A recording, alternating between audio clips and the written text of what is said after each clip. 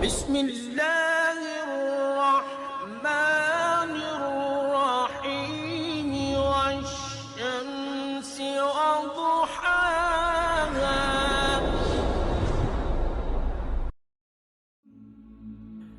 Islamic hub کے معزز دوستوں، میں ہوں ماجد ملک اور آپ تمام دیکھنے اور سننے والوں کو السلام علیکم.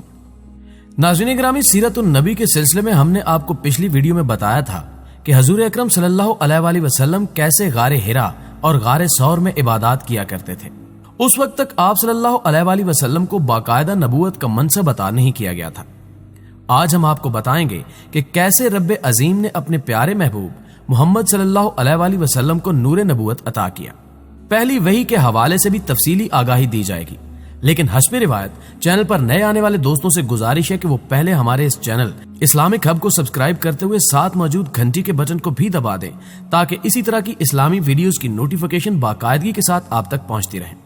معزز ناظرین گرامی، قمری سال کے حساب سے جب آپ صلی اللہ علیہ وآلہ وسلم کی عمر 40 سال 1 دن ہوئی، اور یہی سن کمال ہے اور کہا جاتا ہے کہ یہی پیغمبروں کی باسط کی عمر ہے، تو آثار نبوت چمکنا اور جگمگانا شروع ہوئے. اس حالت پر 6 ماہ کا عرصہ گزر گیا. جب غار ہرا میں خلوت نشینی کا تیسرا سال آیا تو اس وقت آپ صلی اللہ علیہ وآلہ وسلم کو نبوت سے سرفراز فرمایا گیا. بیشتر سیرت نگاروں کے مطابق 9 ربیع الاول 41 میلادی بمطابق 12 فروری 610 عیسوی پیر کی شام غار ہرا میں روح الامین حضرت جبریل علیہ السلام ظاہر ہوئے اور فرمایا: اے محمد صلی اللہ علیہ وآلہ وسلم، بشارت قبول ہو، آپ اللہ کے رسول ہیں اور میں جبرائیل ہوں. دوسرا قول یہ ہے کہ یہ رمضان کا مہینہ تھا. تحقیق کے مطابق یہ واقعہ رمضان المبارک کی 21ویں تاریخ کو 2 شنبہ کی رات میں پیش آیا. اس روز اگست کی 10 تاریخ تھی اور 610 عیسوی تھا. یہی قول زیادہ صحیح ہے کیونکہ اللہ تعالیٰ کا ارشاد ہے، رمضان کا مہینہ ہی وہ بابرکت مہینہ ہے جس میں قرآن کریم نازل کیا گیا. اور ہم اللہ تعالیٰ کا یہ ارشاد دیکھتے ہیں جس کا ترجمہ ہے، یعنی ہم نے قرآن کو لیلۃ القدر میں نازل کیا. یہ تو معلوم ہے کہ لیلۃ القدر رمضان میں ہے، اور صحیح روایات سے یہ ثابت ہے کہ لیلۃ القدر رمضان کے آخری عشرے کی تاک راتوں میں پڑتی ہے اور انہی تاک راتوں میں منتقل بھی ہوتی رہتی ہے. آئیے اب ذرا حضرت عائشہ رضی اللہ تعالی عنہا کی زبانی اس واقعے کی تفصیلات سنیں جو نبوت کا نقطہ آغاز تھا اور جس سے کفر و ضلالت کی تاریکیاں چھٹتی چلی گئی، یہاں تک کہ زندگی کی رفتار بدل گئی اور تاریخ کا رخ پلٹ گیا. حضرت عائشہ رضی اللہ تعالی عنہا فرماتی ہیں کہ آپ صلی اللہ علیہ وآلہ وسلم کے پاس فرشتہ آیا اور اس نے کہا، پڑھو. آپ صلی اللہ علیہ وآلہ وسلم نے فرمایا، میں پڑھا ہوا نہیں ہوں. آپ صلی اللہ علیہ وآلہ وسلم فرماتے ہیں کہ اس پر اس نے مجھے پکڑ کر اس زور سے دبایا کہ میری قوت نچوڑ دی، پھر چھوڑ کر کہا، پڑھو. میں نے کہا، میں پڑھا ہوا نہیں ہوں. اس نے دوبارہ پکڑ کر زور سے دبایا، پھر چھوڑ کر کہا، پڑھو. میں نے پھر کہا، میں پڑھا ہوا نہیں ہوں. اس نے تیسری بار پکڑ کر دبوچا، پھر چھوڑ کر کہا، سورہ الگ کی آیات نمبر 1 تا 5، پڑھو اپنے پروردگار کا نام لے کر جس نے سب کچھ پیدا کیا. اس نے انسان کو جمے ہوئے خون سے پیدا کیا ہے. پڑھو، اور تمہارا پروردگار سب سے زیادہ کرم والا ہے جس نے قلم سے تعلیم دی، انسان کو اس بات کی تعلیم دی جو وہ نہیں جانتا تھا. معزز دوستو، اس غیر متوقع واقعے سے آپ صلی اللہ علیہ وآلہ وسلم گھبرا گئے، اس لیے کہ آپ کے گمان میں بھی نہ تھا کہ آپ صلی اللہ علیہ وآلہ وسلم نبی بنائے جانے والے ہیں. مارے خوف کے آپ صلی اللہ علیہ وآلہ وسلم لرزتے اور کانپتے غار ہرا سے نکلے اور پہاڑ سے اترنے لگے. درمیان میں پہنچے تو پھر آواز آئی، اے محمد صلی اللہ علیہ وآلہ وسلم، آپ اللہ کے رسول ہیں اور میں جبریل ہوں. آپ صلی اللہ علیہ وآلہ وسلم نے اپنا سر اٹھا کر دیکھا تو جبریل علیہ السلام آسمان کے کنارے ایک آدمی کی شکل میں کھڑے ہیں. اس اعلان کے بعد جبریل علیہ السلام نظروں سے اوجھل ہو گئے. آپ صلی اللہ علیہ وآلہ وسلم اسی ڈری سہمی حالت میں سیدھے گھر پہنچے اور حضرت خدیجہ رضی اللہ تعالی عنہا سے فرمایا، مجھے چادر اڑا دو، مجھے چادر اڑا دو. انہوں نے آپ صلی اللہ علیہ وآلہ وسلم کو چادر اڑا دی، یہاں تک کہ خوف جاتا رہا. اس کے بعد آپ صلی اللہ علیہ وآلہ وسلم نے حضرت خدیجہ رضی اللہ تعالی عنہا کو اس واقعے کی اطلاع دی اور فرمایا، یہ مجھے کیا ہو گیا ہے، مجھے تو اپنی جان کا ڈر لگتا ہے. حضرت خدیجہ رضی اللہ تعالی عنہا نے کہا، قطعاً نہیں، واللہ آپ صلی اللہ علیہ وآلہ وسلم کو اللہ تعالی رسوا نہ کرے گا. آپ صلی اللہ علیہ وآلہ وسلم صلح رحمی کرتے ہیں، درماندوں کا بوجھ اٹھاتے ہیں، تہی دستوں کا بندوبست کرتے ہیں، مہمان کی میزبانی کرتے ہیں اور حق کے مصائب پر آنت کرتے ہیں۔ پھر حضرت خدیجہ رضی اللہ تعالی عنہا آپ صلی اللہ علیہ وآلہ وسلم کو اپنے چچا زاد بھائی اور عیسائی عالم ورقہ بن نوفل کے پاس لے گئی، جو توریت اور انجیل کے عالم تھے اور انجیل کی عربی میں کتابت کرتے تھے۔ وہ دور جاہلیت میں بت پرستی سے بیزار ہو کر عیسائی بن گئے تھے۔ ان کی عمر زیادہ ہو چکی تھی اور بینائی بھی جواب دے چکی تھی۔ معزز دوستو، ان سے حضرت خدیجہ رضی اللہ تعالی عنہا نے کہا، بھائی جان آپ اپنے بھتیجے کی بات سنیں۔ ورقہ نے کہا، بھتیجے تم کیا دیکھتے ہو؟ رسول اللہ صلی اللہ علیہ وآلہ وسلم نے جو کچھ دیکھا تھا بیان فرما دیا۔ اس پر ورقہ نے آپ صلی اللہ علیہ وآلہ وسلم سے کہا، یہ تو وہی ناموس ہے جسے اللہ نے موسیٰ علیہ السلام پر نازل کیا تھا۔ کاش میں اس وقت زندہ ہوتا جب آپ صلی اللہ علیہ وآلہ وسلم کی قوم آپ کو نکال دے گی۔ رسول اللہ صلی اللہ علیہ وآلہ وسلم نے فرمایا، اچھا تو کیا یہ لوگ مجھے نکال دیں گے؟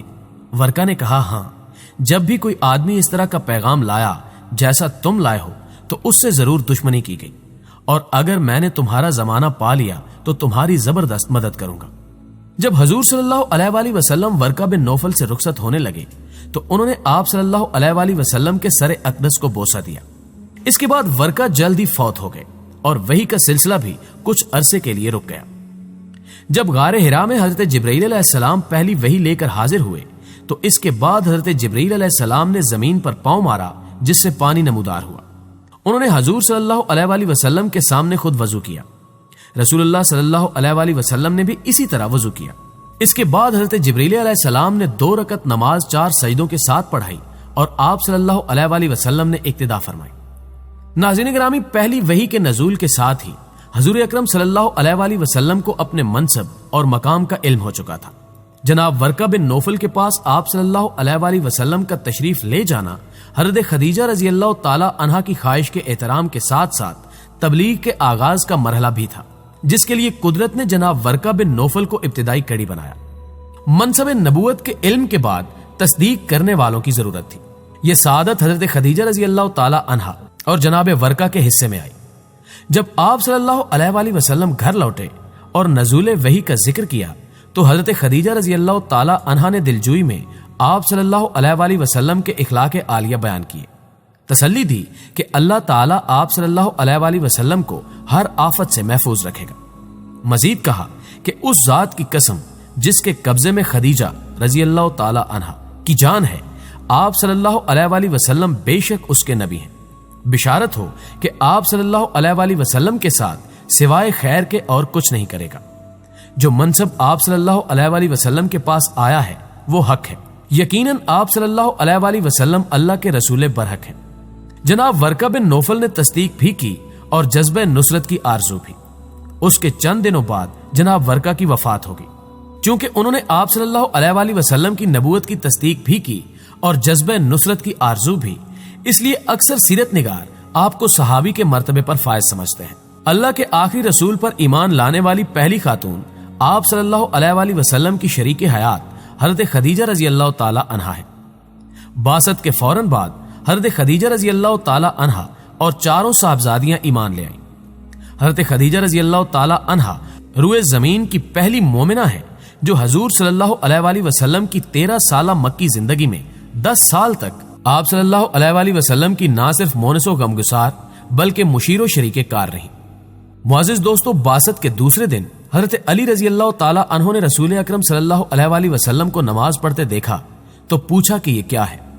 آپ صلی اللہ علیہ وآلہ وسلم نے فرمایا، یہ اللہ کا دین ہے، یہی دین لے کر پیغمبر دنیا میں آئے ہیں، میں تم کو اللہ کی طرف بلاتا ہوں، اس کی عبادت کرو۔ رات گزری اور دوسرے دن صبح وہ ایمان لے آئے۔ اس وقت ان کی عمر 8 اور 10 سال کے درمیان تھی۔ خانوادہ نبوت کے تیسرے فرد جنہیں آزاد کردہ غلاموں میں اول المسلمین ہونے کا اعزاز حاصل ہوا، وہ آپ صلی اللہ علیہ وآلہ وسلم کے آزاد کردہ غلام اور منہ بولے بیٹے حضرت زید بن حارثہ رضی اللہ تعالی عنہ ہیں، جو قبیلہ بنو قزاع کے سردار حارثہ ابن شراجیل کے بیٹے تھے۔ سفر کے دوران ڈاکوؤں نے اغوا کر کے عکاظ کے بازار میں حضرت خدیجہ رضی اللہ تعالی عنہ کے بھتیجے حکیم بن حزام رضی اللہ تعالی عنہ کو فروخت کر دیا تھا۔ انہوں نے اپنی پھوپھی کے حوالے کیا اور حضرت خدیجہ رضی اللہ تعالی عنہا نے انہیں حضور صلی اللہ علیہ وآلہ وسلم کی خدمت کے لیے مامور کیا۔ بعد میں حضرت زید رضی اللہ تعالی عنہ کے باپ کو ان کی موجودگی کا علم ہوا تو وہ انہیں لینے آیا، مگر انہوں نے حضور اکرم صلی اللہ علیہ وآلہ وسلم کے ساتھ رہنے کو ترجیح دی۔ حضور صلی اللہ علیہ وآلہ وسلم ان سے بہت محبت کرتے تھے اور اپنا بیٹا کہا کرتے تھے، اور وہ زید بن محمد کہلاتے تھے۔ اسی واقعے کے پیش نظر قرآن پاک کی سورہ احزاب میں حکم نازل ہوا کہ لوگوں کو اپنے باپوں کے نام سے پکارا کرو۔ ان کی پہلی شادی حضور صلی اللہ علیہ وآلہ وسلم کی کنیز ام ایمن رضی اللہ تعالی عنہا سے ہوئی، جن سے حضرت اسامہ رضی اللہ تعالی عنہ پیدا ہوئے۔ ان کے بعد حضور صلی اللہ علیہ وآلہ وسلم کی پھوپھی زاد حضرت زینب بنت حجش رضی اللہ تعالی عنہا سے نکاح ہوا، لیکن تفاوت مزاج کی بنا پر طلاق ہو گئی۔ معزز خواتین و حضرات، حضرت زید رضی اللہ تعالی عنہ سریہ موتا 8 ہجری میں شہید ہوئے۔ آپ رضی اللہ تعالی عنہ واحد صحابی ہیں جن کا نام قرآن مجید میں آیا ہے۔ آزاد مردوں میں آپ صلی اللہ علیہ وآلہ وسلم کے جگری دوست حضرت ابو بکر بن ابی قحافہ رضی اللہ تعالی عنہ کو اول المسلمین ہونے کا شرف حاصل ہے۔ حضرت ابو بکر رضی اللہ تعالی عنہ مکہ کے دولت مند تاجر، ماہر انصاب، صاحب الرائے اور فیاض فرد تھے۔ حضور صلی اللہ علیہ وآلہ وسلم نے فرمایا کہ میں نے جس کسی پر پیش کیا وہ اس سے کچھ نہ کچھ جھجکا، بجز ابو بکر رضی اللہ تعالی عنہ کے۔ انہوں نے اسلام قبول کرنے میں ذرا برابر توقف نہ کیا۔ ابن سعد نے لکھا ہے کہ جب وہ ایمان لائے تو ان کے پاس 40,000 درہم تھے۔ انہوں نے اپنا سارا سرمایہ تبلیغ اسلام کے لیے وقف کر دیا، ہر نازک لمحے میں رفاقت کا حق ادا کیا۔